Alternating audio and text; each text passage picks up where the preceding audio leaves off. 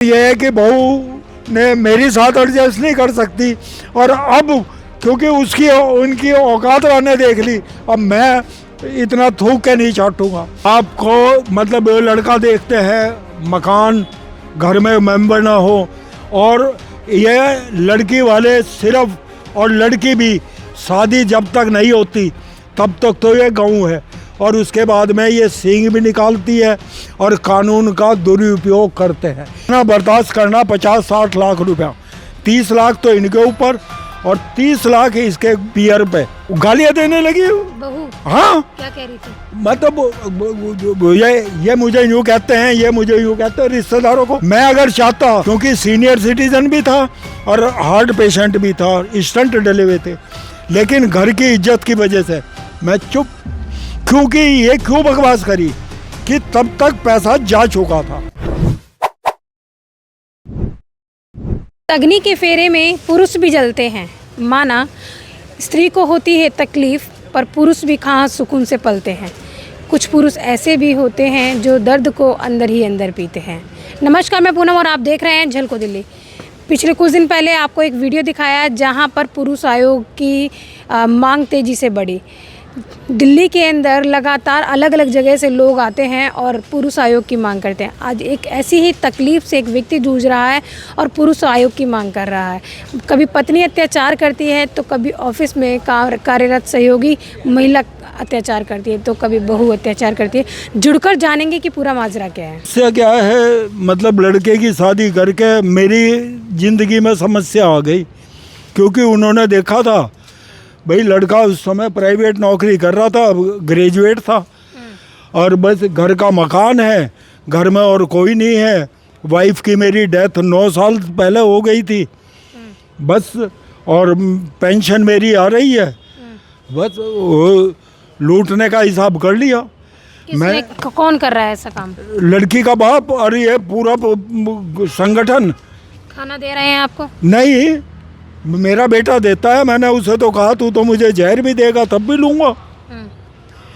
मेरे सेंटिमेंट हैं उसके साथ। बाकी दिन में अब मैं निकल लिया, अपने आप खाऊंगा, दिन में धक्के खाऊंगा, खाना खाऊंगा, जो भी खाऊंगा। मैंने तो, और केस चल रहे हैं, मैंने रिकवरी के केस इन पर डाल रखे हैं। और मेरा जब पहला नोटिस गया ना, पहले तो इन्होंने कोई सुनी नहीं मेरी। किस चीज़ की रिकवरी की बात कर रहे हैं? पैसे की। कौन सी रिकवरी? कौन सा पैसा दिया आपने? मेरे से जो इन्होंने लिया, बहू ने दिलवाया। किस चीज़ का पैसा दिलवाया? क्या क्या भाई उनको काम पे ज़रूरत है। मतलब उसने मतलब वहाँ किंग्सवे कैंप में हुक्का बार खरीदा था, खोला था। किसने? मेरे लड़के के साले ने। तो पहले लड़का उस समय काम नहीं कर रहा था, पहले जीजू आ जाना, मैंने लड़के को मना करा, मैंने कहा तुझे नहीं जाना, मैं जाऊंगा। भाई रिश्तेदारी है, तब तक संबंध खराब नहीं थे। मैं 15 दिन वहाँ रिनोवेशन के उसमें गया, इन्होंने किराए पे लिया था वहाँ, फिर वो होटल खरीदा, मेरे से पार्टनरशिप कह रहा था। मैंने कहा मैं पार्टनरशिप पहली बात तो इस काम में नहीं करता, हुक्के बार में। दूसरी, रिश्तेदारी में ये काम ठीक नहीं है, बाकी मैं मदद करूंगा। उसके बाद में मैं आया, मेरे आराम की बच्ची सिर हो गई, तुम क्या कर रहे थे? मैंने कहा मैं पैसा देने गए, और तू बता क्या, 5 लाख दे दो। 5 लाख दे दिए, क्योंकि पता था उसे इसका रिटायरमेंट का पैसा। फिर आपका जो रिटायरमेंट का पैसा है बहू ने वो दिलवाया कर? हाँ, मेरे मतलब उसे मैंने शुरू में इन्हें बता दिया था कि मेरे बच्चे, मैंने अपने बच्चे का 25-30 हज़ार रुपये महीना ब्याज का इंतजाम कर रखा है, जॉइंट नाम से डाल रखा है। भाई जब तक मैं जिंदा हूँ तब तो मेरा पैसा है, मेरे को पेंशन आती है, उसको ब्याज आ जाएगा। फिर भी प्राइवेट नौकरी कर रहा है, तो 5 लाख दे दो। मैं उसने कलेश खराब 5 लाख दे दिया। फिर वो इस काम में लगा दो, इस काम में लगा दो, उस काम में लगा दो, उस काम में लगा। मैंने कहा तू नाश कर, ये तुम्हारे लिए है और तुम पछताओगे। मैं अफसर रहा हूँ कहाँ, इसरो के अंदर मैंने लिखा है, श्रीहरिकोटा रहा हूँ, 5 साल अहमदाबाद में रहा हूँ। मेरे अंडर में कितने लोग काम करते थे, और दिल्ली में मैं हेड ऑफ अकाउंट था। खैर जब दिसंबर में मेरे पास मैसेज आया वो क्रेडिट कार्ड का, मैंने लड़के से कहा बिल आया? नहीं आया जी। बहू से पूछा, नहीं आया जी। साले मेरे को बेवकूफ़ बना रहे। मैंने कहा बैठ कंप्यूटर पे। जनवरी में बिल आना था, जनवरी 18 में। 28 जनवरी को मैंने उसे बिठाया कंप्यूटर में। मैंने कहा कांटेक्ट कर। वो तभी बहू लेकर आई। मैं तो कह रही थी इसे दिखा दे। ये कहने लगा पापा गुस्सा करेंगे। अबे गुस्सा तो मैं अब भी करूँगा। 30 तारीख लास्ट डेट पे 33,000 रुपये जमा कराने। कहाँ से कराऊँगा? पेंशन आएगी वो दे दूँगा। वो 33,000 जमा कराए और बाद में मतलब वो करा। 4 फरवरी 18 को मेरे स्टंट पड़े, अटैक आ गया। सरोज में 2 स्टंट डलवाए। फिर इसके बाप से बात करी। मतलब पहले मैंने उससे कहा था। ये जो क्रेडिट कार्ड कौन यूज़ कर रहा था? आपका बेटा यूज़ कर रहा था? मैं अपने बेटे को दे के मैं यात्रा पे गया इमरजेंसी में। बेटे तुझे, क्योंकि बेटा मेरा है, 8 लाख की उसकी लिमिट है। इन्हें पता चल गया क्योंकि लड़की की जो साड़ियाँ खरीदी थी मैंने, वो इसका मामा जिसका मैंने नाम रख रखा, उसे पता था कि मेरे क्रेडिट कार्ड का कोई मतलब स्विप करने पे ही पैसा मतलब वो हो जाता है। वो मैं लड़के को दे के गया, उसने अपने मतलब सबने मिल के, वो मामा ने उसे बताया, उसने उसे बताया। लड़का मेरा सीधा, उसने बेचारे ने तभी दे दिया कार्ड। और साले ने बहू को नहीं, बहू उसका भाई को, उसे 10-5 हज़ार चाहिए। साले ने 6,53,000 रुपये निकाल लिए। बहू नहीं पूछती है कभी? बहू वो तो मेरे से 6 महीने पहले कहा तू टट्टी खा रहा, जबकि मैंने उसे कहा था, मैंने कहा उसके बाप को घुमाने के लिए लेकर गया मेघालय। मेरे पे तंत्र विद्या करा रहा था कामाख्या देवी में। मैंने कहा वहाँ से मेघालय में मेरा ऑफिस है, वहाँ गेस्ट हाउस में हम रहे। उसे मैं दिखाना चाहता था मेरी क्या पोजीशन है। 4 दिन रहे वहाँ। तो मैंने लाला होटल का बिल लाला आप दे दो। वो नोटबंदी का टाइम था, दिसंबर 16 की बात है। तो ठीक है, आपकी बहू नहीं पूछती है, बेटा पूछता है, फिर भी क्या परेशानी हो रही है? मुझे अरे बुढ़ापे में क्या चाहिए? कोई मेरे पास बात करने वाला नहीं आवेगा। मेरे से पहले भी कहा था, जो रिश्तेदार मेरी बहन बैठी है, तुम्हें रोटी मिलेगी। अबे मैंने कहा कुत्ता पाल लोगे साले, टट्टी भी उठाओगे उसकी। मुझे रोटी क्या दे रहे? मेरी रोटी की चिंता ना करो। 5 साल अहमदाबाद रहा अकेला। मेरा बेटा और बहू यहाँ रही है मेरी साथ में। तो जिसने भी देखा मेरी शराफत का फ़ायदा उठाया। मेरी ससुराल से मैं कोई संबंध नहीं है मेरा। साले सब अपने मतलब के लिए पूछते हैं। अब भी जो वकील है वो भी रिश्तेदार है मेरा। सब अपना खाने का माल है, ये तो मरा पड़ा है। बेटा बहू होने के बाद भी आपको बाहर खाना खाना पड़ रहा है, क्या कारण है? कारण ये है कि बहू ने मेरी साथ एडजस्ट नहीं कर सकती, और अब क्योंकि उनकी औकात मैंने देख ली, अब मैं इतना थूक के नहीं चाटूँगा। मैं अपनी बेइज्जती बहुत करा चुका, अब नहीं मैं करूँगा। लड़का चाहे मुझे जहर भी दे दे वो भी खा लूँगा। दिन में बेचारा काम पे जाता है। आप पूरे दिन घर पे अकेले रहते हैं रोज? नहीं, घर पे नहीं रहता मैं तो सुबह निकलता हूँ, शाम को जाता हूँ।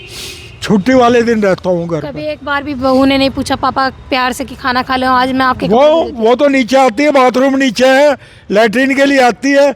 ऐसा जैसा नागन मेरे, तो क्या बताऊँ मैं, मेरी आत्मा दुखती है कि गरीब आदमी की मदद करना। आज ये दिल्ली शहर तो बिल्कुल भी रहने लायक नहीं रहा। मैं तो सहारनपुर का रहने वाला हूँ, वहीं पढ़ा लिखा हूँ। JV जैन डिग्री कॉलेज में अपने यार दोस्त हैं, उनके पास जाता हूँ। तो अभी आप क्या मांग चाहते हैं, क्या बदलाव आना चाहिए, क्या कोशिश, क्या डिमांड लेके लोगों की अपनी जो जनता तक राय पहुंचाना चाहते हैं, अपनी बात पहुंचाना चाहते हैं, तो क्या?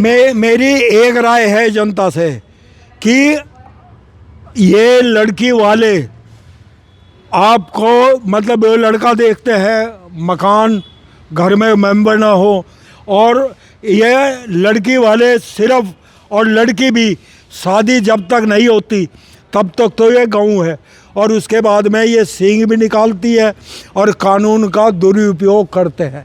इनके पास एक तो डोमेस्टिक वायलेंस और एक डाउरी। क्योंकि मैं घर में शायद मारपीट हो जाती जैसे मतलब वो था, वो डोमेस्टिक वायलेंस का केस बनता। लड़का भी मेरा इसीलिए चुप है, उसे पता है कि मेरे पापा के साथ मैंने, चुप है, वो बर्दाश्त कर रहे हैं। जब तक ज़िंदगी है बर्दाश्त करूँगा। मैं तो अपने आप को शरीर समझता ही नहीं, मैं आत्मा हूँ। कल का नहीं पता, पल का नहीं पता, पता नहीं किस टाइम प्राण निकल जाए, लेकिन खुददारी से मरूंगा। ना गलत करा है, ना गलत सोऊंगा। जीवन की गाड़ी चली जा रही है, उतरने की मंजिल करीब आ रही है, लेके कोई नहीं गया। कल टाटा जी 86 ईयर में गुजरे हैं, कितनी उनकी सल्तनत है, वो क्या साथ लेके जाए? मैं क्या साथ लेके जाऊंगा? मेरा कर्म मेरे साथ जाएगा, और जिसने मेरे साथ बुरा किया उसके साथ बुरा होगा। समाज तो मैंने देख लिया है, कोई सुनने वाला नहीं है। ये तो मैंने सुना था कि पुलिस आयोग बन रहा है, तो मैंने कहा एक आशा की उम्मीद यहाँ भी देख लूँ। फरवरी 18 में मेरे जब स्टंट पड़े, तब इसने हॉस्पिटल में भी, मतलब मेरे साथ में 2 रिश्तेदार बैठे थे, वहाँ भी बदतमीजी की। क्या बदतमीजी की? गालियाँ देने लगी बहू। हाँ, क्या कह रही थी? मतलब ये मुझे यूँ कहते हैं, ये मुझे यूँ कहते हैं, रिश्तेदारों को।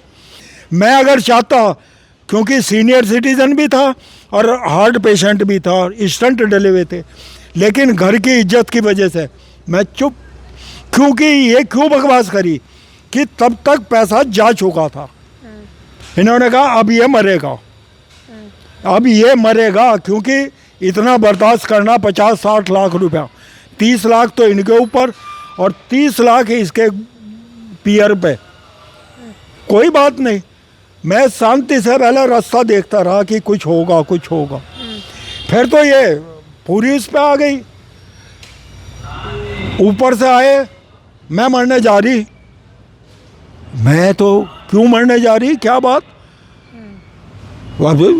बात नहीं। आपने पूछा कि बेटा क्यों ऐसा, क्या हो गया? नहीं नहीं, पूछू क्या, बाहर चौक में खड़ी हो गई। अच्छा। दरवाजा खोल के मैं मरने जा रही। मैं मतलब वो समझा, मैंने कहा इसे अगर पकड़ा तो ये इल्ज़ाम मेरे पे लगेगा। अच्छा। जा, जहाँ तुझे जाना। जाके अपने बाप के बैठ गई।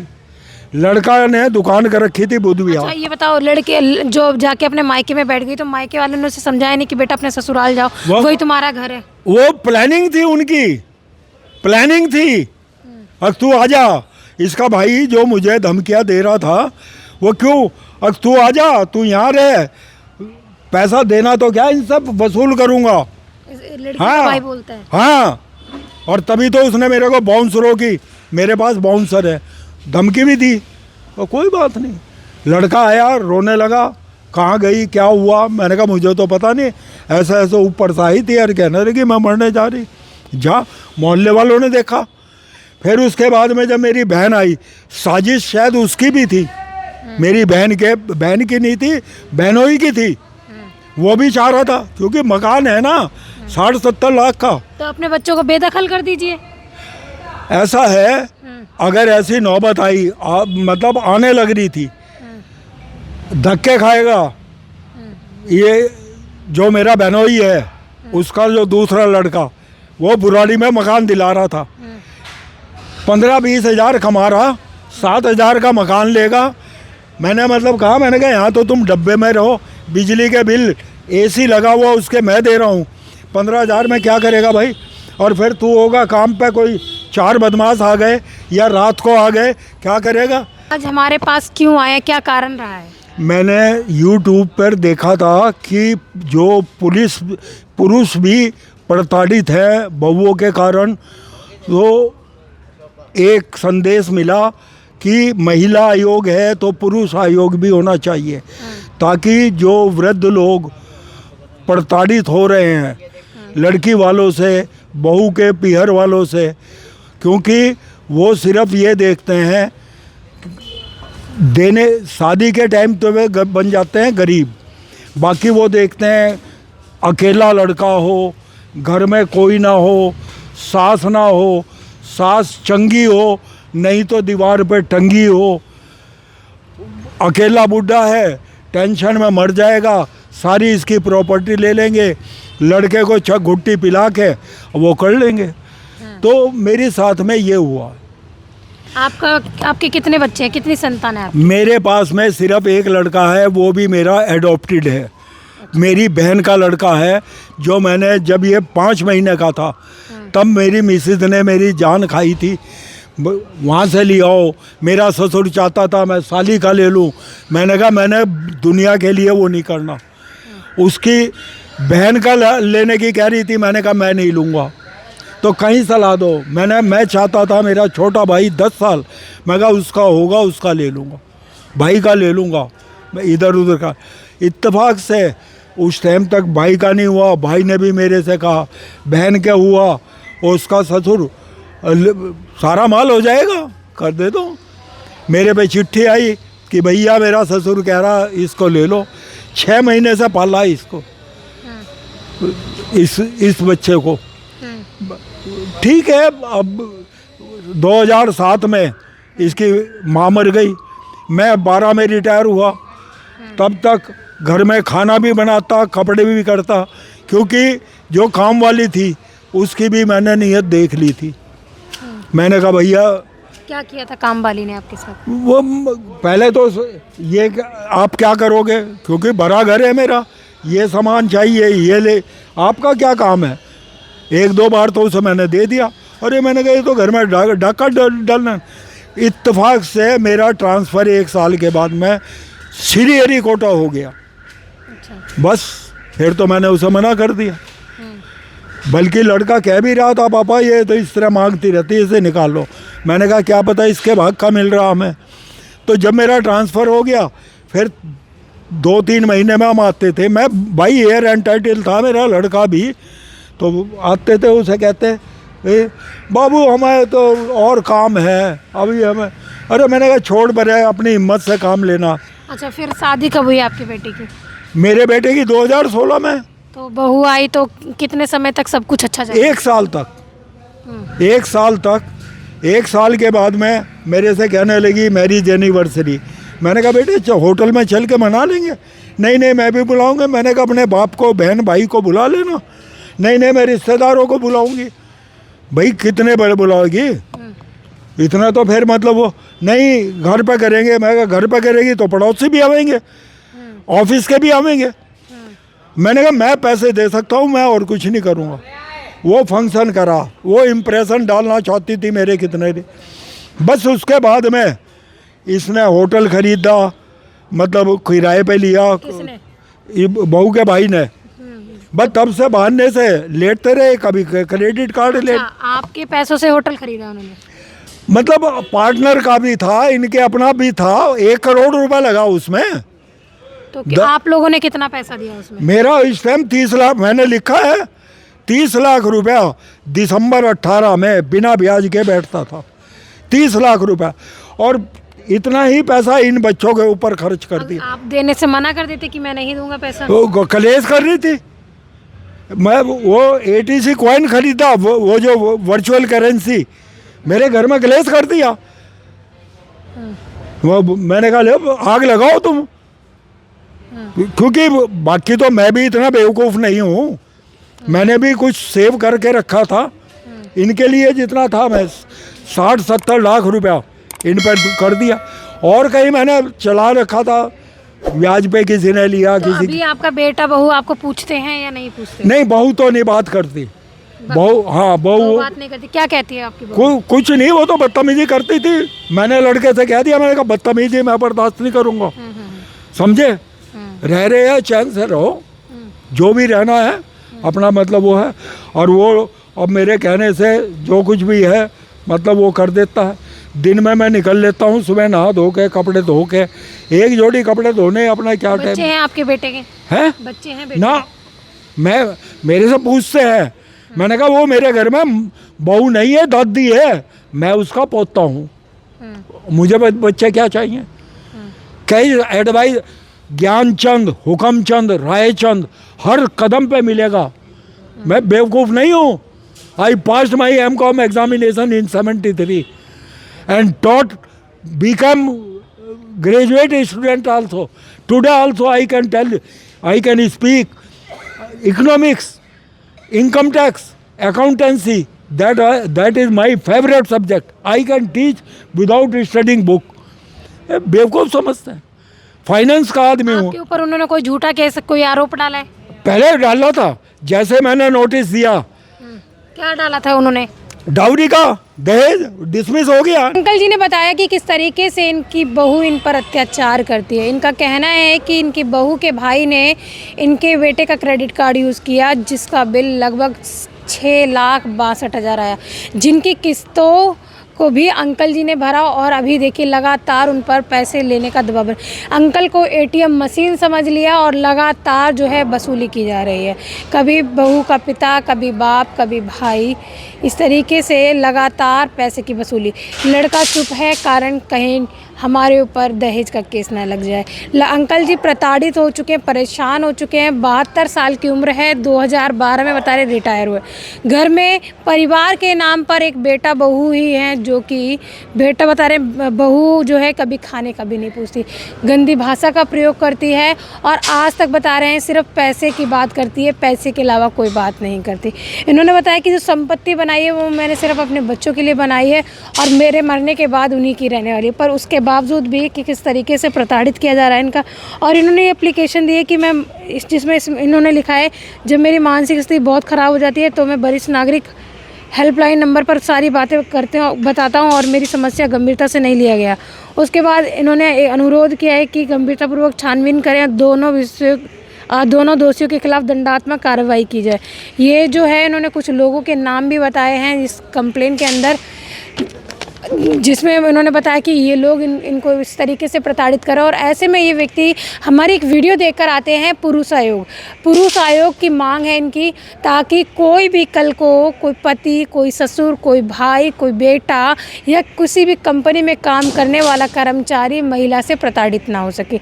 आप इस वीडियो को ज़्यादा से ज़्यादा शेयर करें ताकि इस बुज़ुर्ग व्यक्ति को न्याय मिल सके और ऐसी बहू या कहें ऐसी महिलाओं के खिलाफ सख्त से सख्त कार्रवाई हो जो झूठी कंप्लेन दर्ज कराती है, किस तरीके से अपने बुजुर्गों को या अपने पति को एटीएम मशीन समझ लेती है। इस वीडियो के बारे में आपकी क्या राय है हमें कमेंट सेक्शन में ज़रूर बताएं। इसके साथ ही देखते हैं झलको दिल्ली में कैमरामैन नरेश के साथ पूनम।